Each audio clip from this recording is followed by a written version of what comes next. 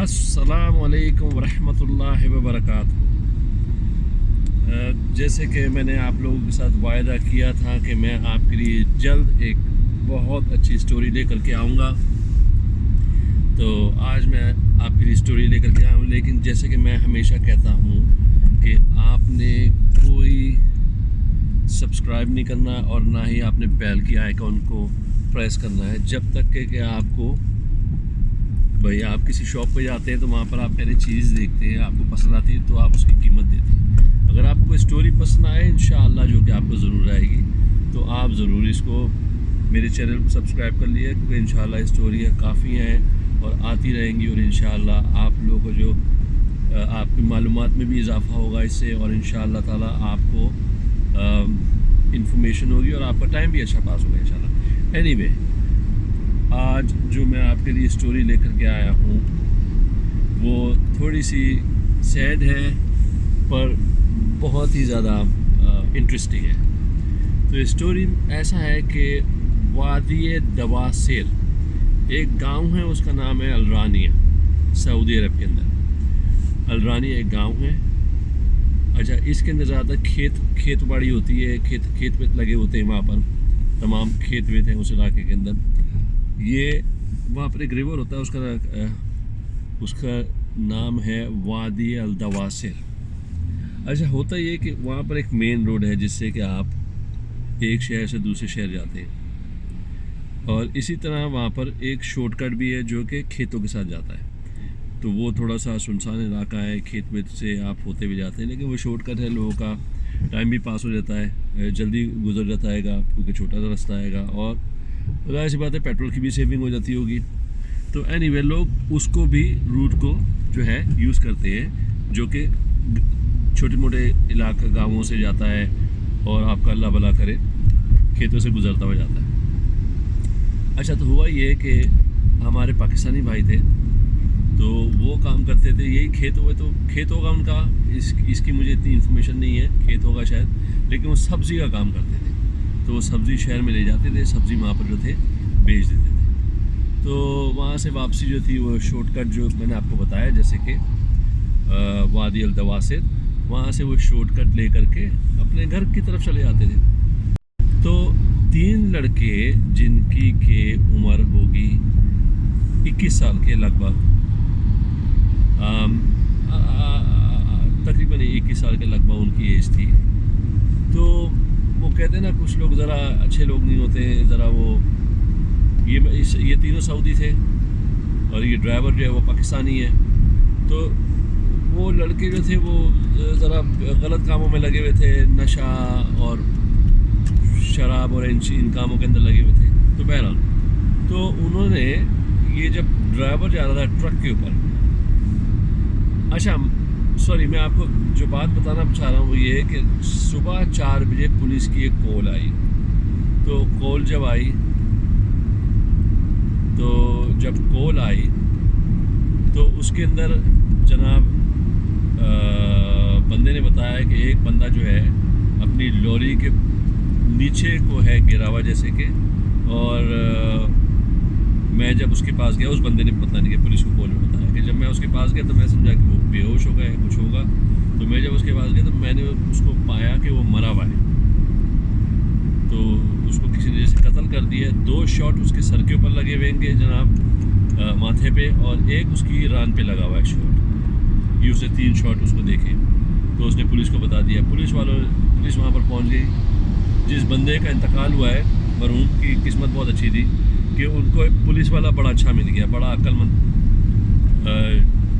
तो उसने जब पुलिस वहाँ पर जब पहुँची जनाब, उन्होंने देखा कि वो बंदा जो है वहाँ पर मरा हुआ है, उसका इंतकाल हो गया, कत्ल हो गया उसका, और उसके जो शॉट जो उसके सर पे लगे तो वो कुछ ऐसे छर्रे थे जिससे कि वो अंदर जाता है जब छर्रा, और अंदर फैल जाता है, ऐसे वाले शॉट थे। एनीवे, इसका कोई कहानी से इतना वो नहीं है। तो अच्छा, अब उसने अपनी इन्वेस्टिगेशन शुरू कर दी। तो उसने सबसे पहले, जो पुलिस वाला था बड़ा चालाक था, उसने अंदाज़ा किया कि क्या मतलब नहीं कि वजह क्या है जिसकी वजह से कत्ल हुआ है। तो उसको कोई मतलब नहीं कि उसके अंदर वजह जो है जनाब ये भी हो सकती है कि कोई वेंडेटा हो, कोई इंतकाम हो। लेकिन एनीवे उसने अंदाज़ा किया, उसने सारी चीज़ें अपनी कर ली, लेकिन उसको कोई तरीका नहीं दिखा कि वो किसी तरह से इस केस को सॉल्व कर सके। तो उसने अपने फेलो पुलिस वाले जो थे उनसे उसने ये बोला कि भाई तुम्हारे को जो सा भी केस इलाके के अंदर आए, बड़ा इलाका उसने जायज़ वाले चुना होगा, इस इलाके में जो भी केस आए और इससे मिलता जुलता जो भी केस है आप मुझे बताएं, मैं उसकी आकर के इन्वेस्टिगेशन देखूंगा कैसी हो रही है। तो उन्होंने उसके साथ कोऑपरेट करना शुरू कर दिया, उन्होंने बताना शुरू कर दिया कि भाई आज केस आया, कल केस आया। तो जनाब उसके पास एक दिन एक कॉल आई, उन्होंने बोला जनाब एक बंदा हमने पकड़ा है और उसको किसी ने कत्ल करने की कोशिश की थी, मेरे ख्याल में मुझे याद नहीं पड़ रहा, उसके कोई गोली वोली लगी हुई थी, हॉस्पिटल में था। तो उसको बोला कि जी अब आप आ जाए तो आप उससे मिल लें। अच्छा, और वो नशे में भी था। तो जनाब इसने बोला कि मैं ठीक है, मैं आ जाता हूँ, मैं जो है उससे आकर के मिल लेता हूँ। तो उसने जब वो मिला तो उसने पूछा कि भाई क्या हो गया। वो चूँकि नशे में था तो वो बेकार की बातें के साथ साथ सही सही बातें भी कर रहा था। तो उसने बोला कि भैया बताओ कि क्या वजह है, क्या तुम्हारे को किसी ने शूट की। तो वो नशे में कहता है मेरे जो कज़न है वो बहुत ख़राब हैं, उन्होंने सारे पैसे मेरे मार लिए, मुझे मेरा हिस्सा नहीं दिया। तो उसने बोला कि भाई ये तो बहुत बुरी बात है, तुम्हारे को तुम्हारा हिस्सा मिलना चाहिए, कितने पैसे हैं। तो उसने बताया कि जनाब इतने पैसे थे, और उसकी वजह से उनके अंदर कोई हो गया होगा, झगड़ा वगड़ा हो गया होगा। तो उसने बोला भाई इतने पैसे थे और उसने क्या कहते हैं मेरा हिस्सा भी मुझको नहीं दिया है, ब्ला ब्ला। तो नशे के अंदर था वो। तो उसने जब पैसे बताए ना उसको जनाब, जब उसने अमाउंट बताया, जैसे कि उसने अमाउंट बताया कि 1 मिलियन था सऊदी रियाल और सब जो कुछ भी थी, तो उसको अंदाज़ा हो गया कि 1 मिलियन तो नहीं था, माल तो रकम तो बहुत कम थी, लेकिन उसको अंदाज़ा हो गया। उसने अंदाज़ा ऐसे किया कि जब उस बंदे की मर्चेंडाइज थी तो उसने जब चेक किया कि इसने आज ये सामान जो है सब्जियाँ लेकर के जाता है, तो मोटिव उसने ढूंढना चाहता था। तो ये सब्ज़ी सुबह लेकर के जाता है, 10,000 की लेके जाता है और इसे सारी सब्जियाँ बेच देंगी जनाब, तो इसके पास तकरीबन 10,000 रुपया था। ऐसे सोच करके उसने अंदाज़ा करा कि जैसे कि 10,000 या 15,000 रियाल जो कुछ भी था, उसको एक अंदाज़ा हो गया कि इसके पास इतनी रकम थी एटलीस्ट, जो कि इसने सब्जियाँ बेच के निकाली हुई थी। तो हो सकता है किसी ने इसको लूटने के लिए करा। तो उसके पास एक जहन में था कि उस आदमी को जो कत्ल का केस मेरे पास था, उसके पास इतनी रकम थी जो कि मिसिंग है।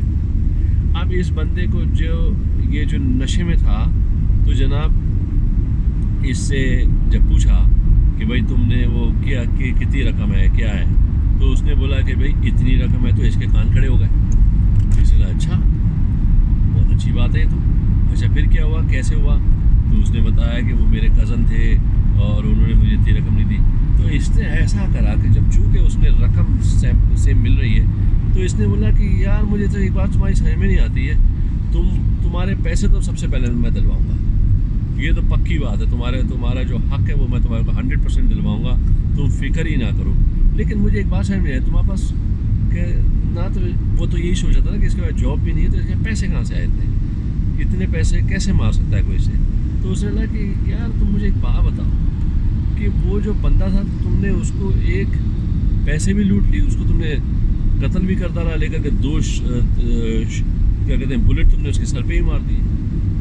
अच्छा, वो जो नशे में था उसके समझ में नहीं आई ये वाली बात कि मैं पुलिस वाले से बात कर रहा हूँ। तो उसने बोला तुम्हारे को यही नहीं पता कि क्या हुआ है, मैं तुम्हें बताता हूँ ना, मैं अपने 2 कज़नों के साथ जिन्होंने मेरे पैसे लूटे हैं, तो वही तो बात है कि उसको जब मैंने एक गोली जब मैंने उसकी रान पे मारी, तो मेरे एक दूसरे कज़न ने बोला अरे यार तुमने उसको गोली मार दी, वो अंधेरे में पड़ा होगा, पता नहीं बेचारे के साथ क्या होगा, चलो वापस चलते हैं, उसको पकड़ते हैं, उठाते हैं, कहीं रोड पे छोड़ देते हैं। तो कहना कि जब हम वापस गए तो दूसरा कज़न इतना दीवाना था कि उसने लेकर के 2 गोलियाँ उसके सर पे मार दी।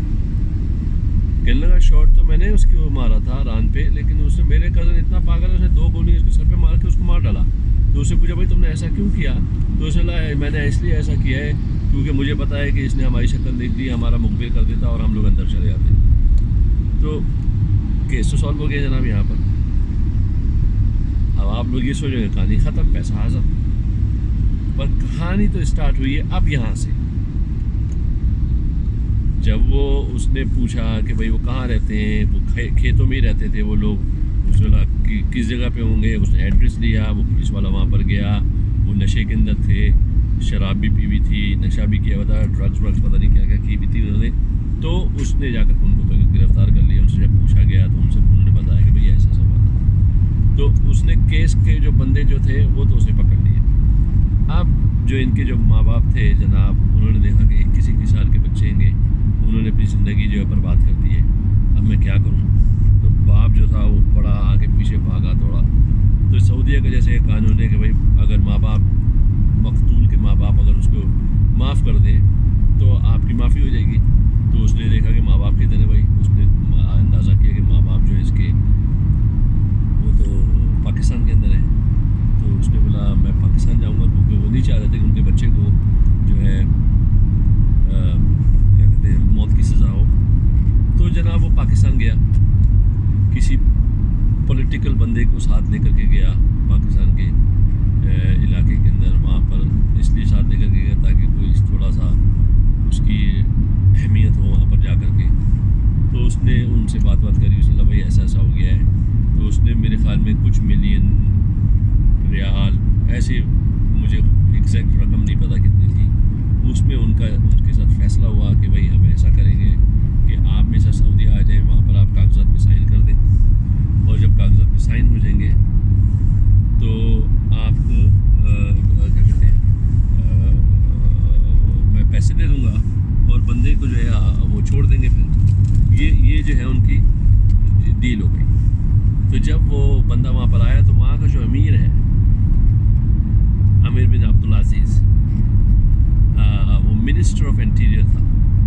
मुझे अभी अमीर का नाम याद मुझे कंफर्म नहीं आ रहा, लेकिन मैं इस स्टोरी के एंड में अमीर का नाम लिख दूँगा, क्योंकि आप लोगों ने कंफर्म करना तो आप कर सकते हैं। तो उस अमीर के पास जब केस पहुँचा है तो उसने बोला कि भाई बंदा आ गया, उसने बोला हाँ भाई मेरा बेटा था, उसको इस तरह कत्ल हो गया, लेकिन मैं माफ़ करने को तैयार हूँ। तो उस अमीर ने बोला कि नहीं, ये तो माफ़ी का केस तो है ही नहीं, क्योंकि माफ़ी तो ये हो कि वो गलती हो जाए, फिर किसी को कत्ल हो जाए गलती के साथ, तो हम माफ़ कर सकते हैं। लेकिन ये तो बड़ी एक सोची समझी तरीके से इन्होंने उसको लूटा है, और ये वापस गए और फिर घूम के वापस आए और फिर उन्होंने उसको कत्ल भी किया है।